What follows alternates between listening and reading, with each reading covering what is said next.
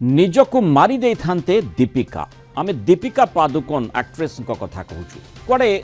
दीपिका पादुकोण बंचिबा को चाहू नथिले निजको शेष कर दे थांते।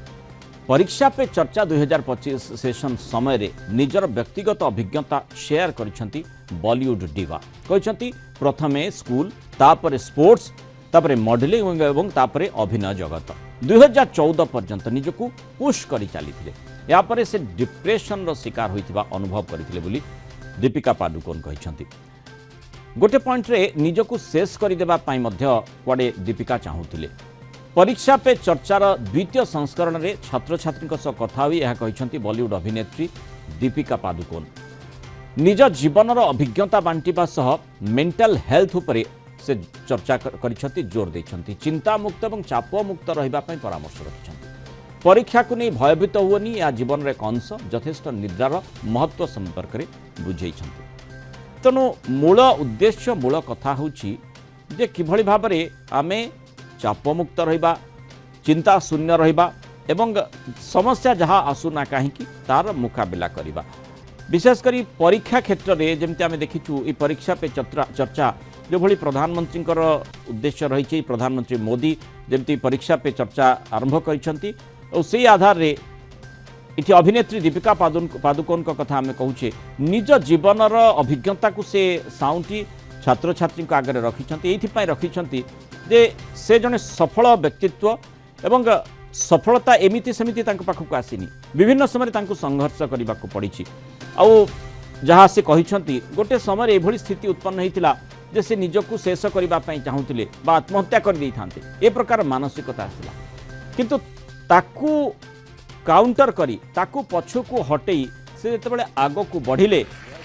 सेठी ही सबुठु गुरुत्वपूर्ण कथा बा गुरुत्वपूर्ण मोड़ सामना को आसिला जे केमिति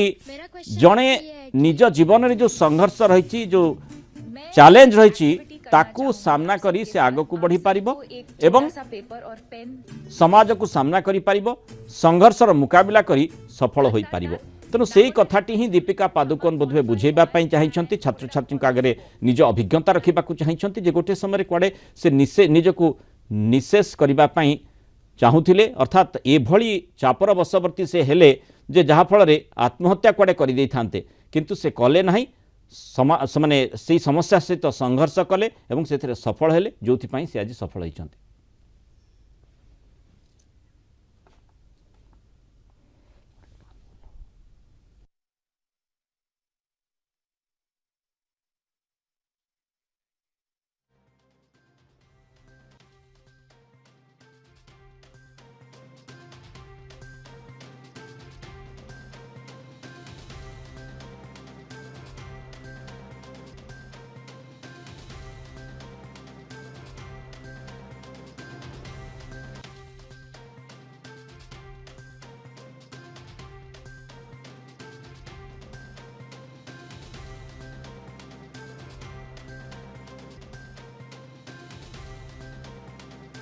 चापरू मुक्त रहिबा निहाती आवश्यक से कथाटी दीपिका छात्र छात्री आगे रखिछंती एवं बुझेइछंती जे मानसिक चापग्रस्त होई कोनोसी भाबरे जदि केही किछि काम करूछि ताहा संपूर्ण भूल एवं निजको मानसिक चापरू मुक्त रखी ही आपण जदि काम करिवे ताहाले निश्चय सफल हेबे।